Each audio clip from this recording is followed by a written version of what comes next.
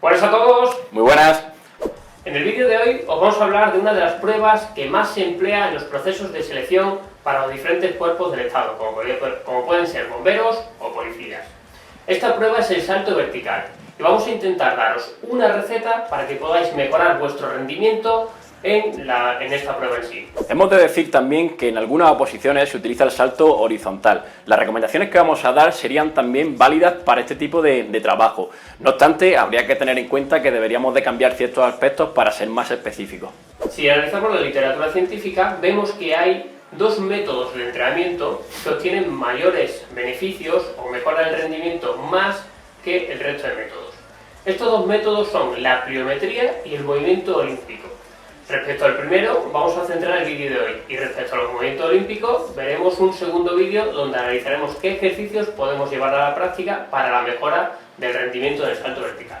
Centrándonos en la pliometría, lo primero que tenemos que saber es en qué consiste la pliometría en sí. La pliometría es un medio de entrenamiento que involucra al ciclo de estiramiento-acortamiento, es decir, a la contracción excéntrica seguida de una isométrica para después producir una contracción concéntrica a máxima velocidad, todo en un espacio de tiempo muy reducido. Lo que conseguimos con este ciclo de estiramiento-acortamiento es potenciar distintos mecanismos que después nos ayudarán a producir más potencia. Quizá el más evidente es la mejora o el almacenamiento de energía elástica, que nos hará actuar como un muelle y nos hará por lo tanto más económicos y permitiéndonos aprovechar toda esa energía. ¿Cuánto o qué porcentaje de mejora puedo llegar a obtener respecto a mis medidas iniciales cuando hago un salto vertical? Si vemos los diferentes estudios y metaanálisis que hemos realizado, tenemos que un ciclo de 10 semanas de entrenamiento basado en la pliometría me va a permitir mejorar entre un 7 y un 9% la marca que tengo inicialmente. Vale, estas marcas es lo que hemos conseguido sacar del grueso de los estudios y es la recomendación general. No obstante, pueden variar en un rango hacia arriba o hacia abajo porque depende de los protocolos que se usen y de los sujetos que tengamos en los estudios, pero como norma general tomaremos los datos que ha dicho Zeus. Lo siguiente que podemos plantearnos es: ¿solo voy a mejorar mi salto vertical? Es decir, ¿voy a invertir 10 semanas de entrenamiento para mejorar solo y exclusivamente mi salto vertical, teniendo en cuenta que las pruebas de unas oposiciones para un bombero conllevan otro tipo de pruebas, como por ejemplo puede ser los sprint? No, la pliometría nos va a ayudar también a mejorar tanto el sprint como la agilidad, como la resistencia. Ya os dije antes que porque nos hace más económicos nos va a incidir sobre la economía de carrera. En definitiva, es un medio que se utiliza para trabajar distintas cualidades y no solo esta. Una vez que conocemos los diferentes beneficios que tiene el entrenamiento basado en la pliometría, debemos plantearnos cómo vamos a empezar a entrenar. No se trata solo de realizar saltos, se trata también de realizar una correcta amortiguación de cada uno de ellos. ¿Por qué? Porque pensad que en cada salto que realizáis, el impacto que sufrís contra el suelo conlleva un estrés a nivel articular. De tal forma que si realizáis un gran número de saltos de forma semanal, podéis provocar a nivel articular gran estrés e incrementar el riesgo de lesión.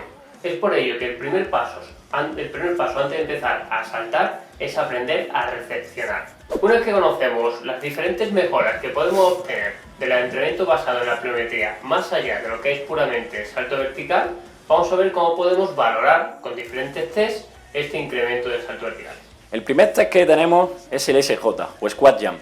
En este nos vamos a colocar con una flexión de la rodilla aproximadamente unos 90 grados, vamos a mantener la posición ahí durante unos segundos para evitar precisamente el almacenamiento de energía elástica y así no tener que aprovecharla, y a partir de ahí vamos a saltar hacia arriba con toda la violencia y potencia que podamos. Un segundo test que podemos emplear para valorar nuestro rendimiento en el salto vertical, y es el que se emplea normalmente en los diferentes procesos de oposición, son lo que se conoce como CMJ. En este tipo de test podemos diferenciar dos modalidades, con o sin implicación de lo que sería el tren superior. El primero de ellos sería realizar un salto vertical donde realizo una flexión de la cadera, de la rodilla y del tobillo para a continuación elevarme lo más rápido posible con una triple extensión sin emplear los brazos, colocando los mismos a la altura de la cintura. Y la segunda opción, que es con la que se os evalúa normalmente cuando os presentáis a una oposición, que sería realizando este gesto pero acompañando con un descenso de los brazos y una flexión de los mismos.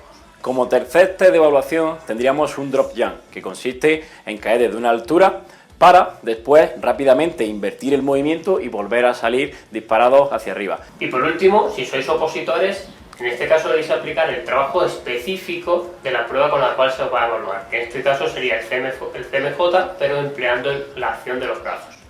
En este caso, a la hora de evaluar, va a ser mucho más fácil, porque no vais a necesitar más que una cinta métrica o una pizarra. En el caso del otro tipo de test, son test descritos en la literatura, son test muy fiables y válidos, pero requieren de cierta tecnología o material que quizás no esté disponible.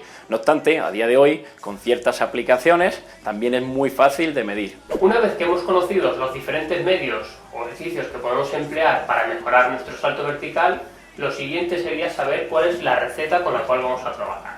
Viendo los diferentes estudios, sabemos que el tiempo mínimo de intervención debe ser de 10 semanas. Es decir, si quiero obtener beneficios en el salto en torno al 7%, como mínimo necesitaré trabajar ese periodo.